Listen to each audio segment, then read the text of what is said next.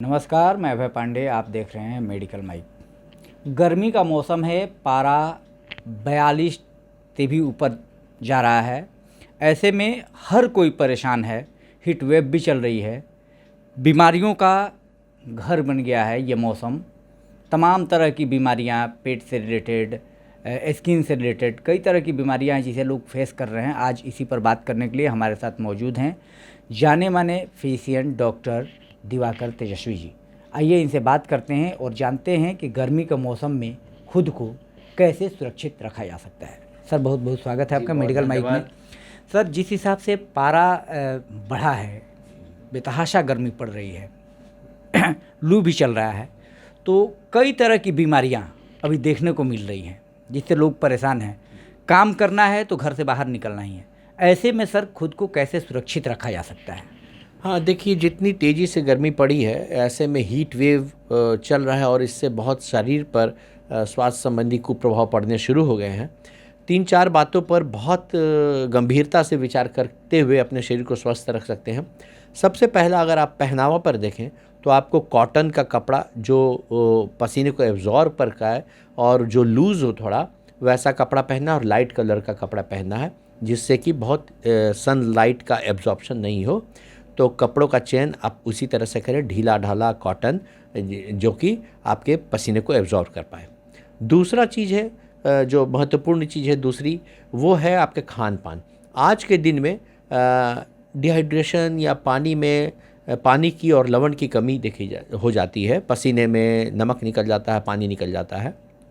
तो अभी खाने में आप रसदार फलों का सेवन करें, जैसे तरबूज, खरबूज, खीरा, ककड़ी, इस तरह की चीज़ें। डाब का पानी, जितना फ्लूइड आप ले सकते हैं उतना मैक्सिमम लें। और क्लिष्ट भोजन का सेवन न करें अभी, बहुत मसालेदार तेल घी वाला। और एक बार में बहुत ज़्यादा खाना नहीं खाना है, थोड़ा थोड़ा करके खाना है, क्योंकि डाइजेस्टिबिलिटी भी बहुत हाई टेम्परेचर पर थोड़ी सी उस पर असर आती है, पाचन प्रक्रिया पर असर आती है। और क्लिष्ट भोजन के पाचन प्रक्रिया में जो एंजाइम्स होते हैं वो उतना इफ़ेक्टिव काम नहीं करते हैं, तो अपच होने की संभावनाएं रहती हैं। तीसरी चीज़ ध्यान देने की खान पान में कि एकदम ताज़ा भोजन करें, क्योंकि अभी का फल कटा हुआ अगर शाम में खाते हैं तो उसमें स्टेफ इन्फेक्शन होने की संभावना होती है।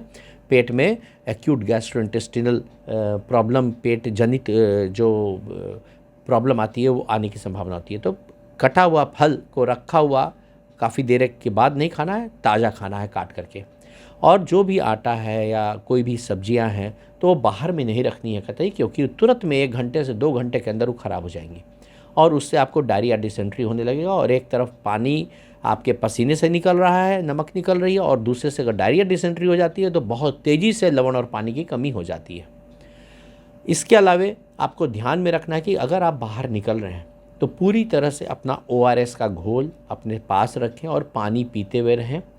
लंबे समय तक एक बार में धूप के एक्सपोजर में न जाएं और प्रेफरेबली 11 बजे से लेकर के 3:30, 4, साढ़े 4 बजे तक बाहर न निकलें। अगर मजबूरन बाहर निकल रहे हैं तो थोड़ी दूर जाएं, छाए में, शेड में रहें, मॉल है वहाँ पर रहें, जिससे और फिर थोड़ी दूर जाएं, फिर थोड़ा शेड में रहें और पानी उनी पीते रहें, तब आपको बचाव कर पाएंगे। छाता, कैप का यूज़ ज़रूर से करें, गॉगल्स का यूज़ करें, जिससे कि अल्ट्रावायलेट रेज आपकी आंखों को बचा करके रखें। इन सब बातों पर आपको ध्यान रखना बहुत ज़रूरी होगा।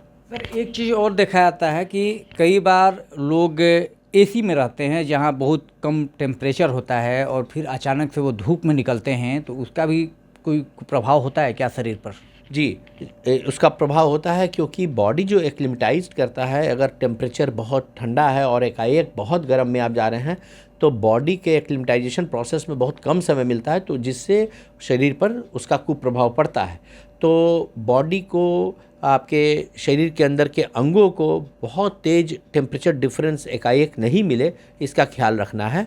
और इसके साथ साथ ये भी ध्यान में रखना है कि रात में भी बहुत हाई कूलिंग करके नहीं रखनी है, नहीं सोनी है, क्योंकि बहुत बार मिडनाइट के बाद से अगर टेम्परेचर में गिरावटें आती है, कम होती है टेम्परेचर, तो एसी का जो हवा है या डायरेक्ट जो कूलर का हवा है वो हड्डियों में फिर पेन करना शुरू कर आ सकता है। तो इसलिए बहुत ज़्यादा चिल नहीं रखना है, नॉर्मल रखना है। सर, स्किन डिजीज भी अभी जो है धूप में निकलने वालों को ज़्यादा हो रही है, तो उसके लिए कैसे क्या किया जाए? जी, आपने सही कहा है कि अभी के मौसम के कारण से ह्यूमिडिटी इतनी बढ़ रही है कि जो शरीर के अंदर ह्यूमिड मॉइस्ट एरिया में ह्यूमिडिटी के कारण से फंगल इन्फेक्शन भी होने की प्रक्रिया हो गई है और बहुत लोगों को फंगल इन्फेक्शन भी हो रहा है।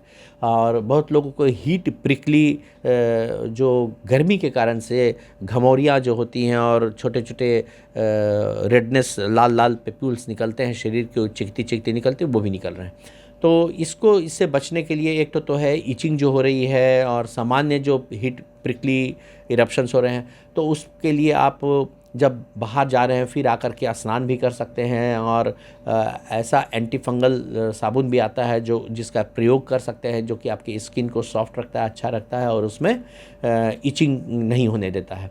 दूसरी चीज़ है कि आप अपने अंडर गारमेंट्स को हमेशा साफ़ रखें। जो पसीने पसीने हो गए हैं अगर, तो उसे साफ़ करके खींच करके फिर नया कपड़ा अंडर गारमेंट्स पहने। कॉटन, प्योर कॉटन रहे उसका ध्यान रखें। और एंटी फंगल डस्टिंग पाउडर आती है, वो पाउडर अपने आर्मपिट्स पर और ऐसे अंगों पर लगा करके रखें जहाँ की मॉइस्चर ज़्यादा रहता है, जहाँ की हमेशा ह्यूमिडिटी रहती है, वैसे फोल्ड में आप उसका छिड़काव करें उस तरह के पाउडर का, तो आपको फंगल इन्फेक्शन नहीं होगा। तो आपने सुना डॉक्टर साहब ने बताया कि गर्मी से बचना है तो सिर्फ़ और सिर्फ घर में रह के ही नहीं, आपको अपने खान पान, अपने पहनावे पर भी विशेष ध्यान देना होगा। फिलहाल के लिए इतना ही, हमें दीजिए इजाज़त। देखते रहिए मेडिकल माइक। नमस्कार। ऐसे ही खबरों के लिए देखते रहिए मेडिकल माइक। साथ ही हमारे चैनल को लाइक एंड सब्सक्राइब करना ना भूलें। धन्यवाद।